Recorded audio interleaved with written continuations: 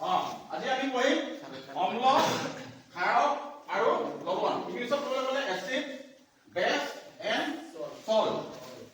আমি তাৰ কাৰণে এটা পৰীক্ষা কৰিব লৈছোঁ সহজে বুজি পাবৰ কাৰণে। আমি প্ৰথম লৈছোঁ ছডিয়াম হাইড্ৰক্সাইড যিটো ক্ষাৰ, আৰু লৈছোঁ ছালফিউৰিক এচিড, এটা এচিড লৈছোঁ, আৰু হৈছে এইটো ফেনফথেলিন।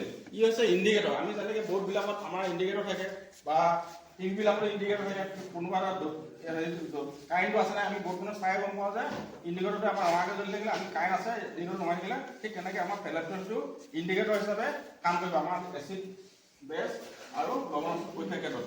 আমি প্ৰথমতে এটা বিকাৰত ছডিয়াম হাইড্ৰক্সাইড লৈ ল'লোঁ, এইটো ক্ষাৰ।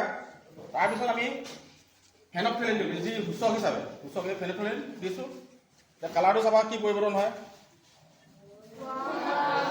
কি কালাৰ হৈ গ'ল, পিংক হৈ গ'ল হয় নাই। এতিয়া ছডিয়াম হাইড্ৰক্সাইডৰ লগত যেতিয়া ফেনফথেলিনটো দি দিলোঁ, ইয়াৰ কালাৰটো পিংক হৈ গ'ল। আমি জানিছোঁ যে অম্ল আৰু ক্ষাৰ যদি মিলাই দিওঁ তেতিয়া আমাৰ লৱণ তৈয়াৰ হয়, আৰু পৰস্পৰে অম্লয়ে আৰু ক্ষাৰে দুটা ইটোৰ ইটোৰ ধৰ্মটো পৰস্পৰৰ ধৰ্মটো নাইকিয়া কৰি দিয়ে। তাকে আমি এতিয়া এচিড দি চাওঁ। এইখিনি হৈছে ছালফিউৰিক এচিড, অম্ল, এচিড দিছোঁ। কালাৰটো আকৌ হোৱাইট হৈ গ'ল হয় নাই।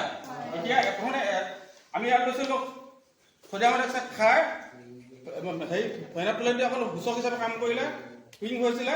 এতিয়া এচিড দি দিলোঁ, তেতিয়া আকৌ পুনৰ আগৰ কালাৰলৈ গুচি আহিলে। ইয়াৰ পৰা আমি গম পালোঁ যে অম্ল আৰু ক্ষাৰে পৰস্পৰৰ ধৰ্মটো নাইকিয়া কৰি দিয়ে, আৰু ইয়াত এতিয়া এইখিনি লৱণ তৈয়াৰ সৃষ্টি হ'ল। আমি এতিয়া ক'বলৈ গ'লে এতিয়া এনেকৈ লিখিব পাৰোঁ,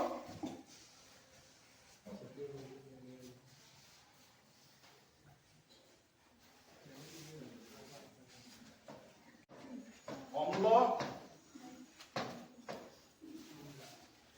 আমি ক্ষাৰ দিছিলোঁ হয় নাই, ক্ষাৰ যোগ কৰিছিলোঁ, তেতিয়া কি হৈছিলে তৈয়াৰ হৈছিলে লৱণ।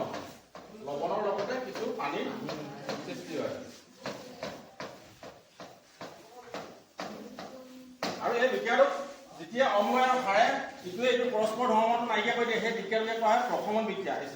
অম্ল আৰু ক্ষাৰে যেতিয়া লগ লাগিব সেইটো কোৱা হয় প্ৰশমন বিক্ৰিয়া। এতিয়া আমি গম পালোঁ অম্ল, ক্ষাৰ আৰু লগ লাগিব, তেতিয়া লৱণ তৈয়াৰ হ'ল আৰু লগতে কিছু পানীৰ সৃষ্টি হয়। আৰু আমি জানো যে অম্ল আৰু ক্ষাৰে পৰস্পৰ ধৰ্মটো নাইকিয়া কৰি দিয়ে।